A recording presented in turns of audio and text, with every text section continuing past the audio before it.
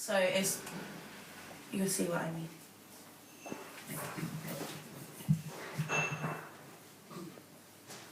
I was supposed to be a necklace, a beautiful charm held out at the length of an arm to be admired.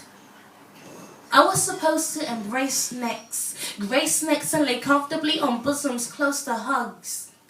I was supposed to shine in pictures, bring out eyes in pictures, be admired by the eyes of another. And maybe stolen once or twice, but then I'd be recovered, you see. I was supposed to be an heirloom, passed from generation to generation, from grandmother to mother to daughter to granddaughter. I was supposed to keep memories alive. And when natural causes took their toll, I was supposed to survive. When generations ceased to continue, I'd be fossilized and found 100, 1,000 or 1,000,000 years later by some archaeologists. Antique experts would try to guess my creator and value me. And I'd be handed on to a curator and perhaps find home in the British Museum because they seem to get first dibs on worldly discoveries. And they'd want me. And people would travel from far and wide to see me, you see. I was supposed to shine. I was supposed to shine. I was supposed to shine.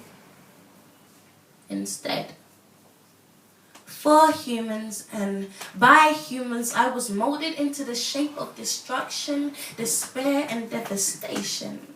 I was to annihilate and obliterate godly creations. I was to extinguish existence and smother sleep and respiratory systems. I was to shatter through shoulder blades, ricochet off rib cages, seeking organs of the innocents. I was to pump through pumping hearts until they pumped no more. I was to lacerate limbs, tear tissue, slice skin, and stop organs from functioning. That's what you made me do.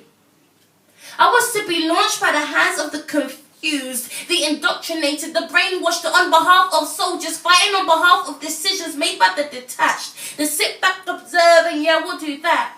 Decisions made behind mahogany tables on leather-clad chairs and not on dirt or knees in self-dug trenches, not faced with screaming innocent faces, not dodging explosives on a daily basis, no. These decisions were made by those sitting comfortably, a luxury not afforded by those on the battleground, with 50% mind on self-survival and 50% mind on whether the family they left behind would survive. Or would they be hit by another like me, a brother, a sister in my metal family? See, she was supposed to be an earring. Instead, like me, we were molded into bullets, created with one thing in mind, to end lives and cause suffering to whatever family of the victim was left behind. And I just wanted to shine. Thank you. Woo! I have to battle with my hair on a daily basis. It's worth it when I see the appreciation on other people's faces for getting ready in the morning, man. It takes me ages. I see a picture of myself with braids in, and I want to trade places. It would be so much easier, but then I wouldn't be able to be so creative. But doing my hair can be so excruciatingly frustrating, especially when a strand of hair doesn't stay in the place it's placed in, and the whole hairstyle looks off, and time is a wasting, and I have to decide whether to fix it and be late in or leave it and look crazy. So I get to work and people are like, "Last night you got wasted."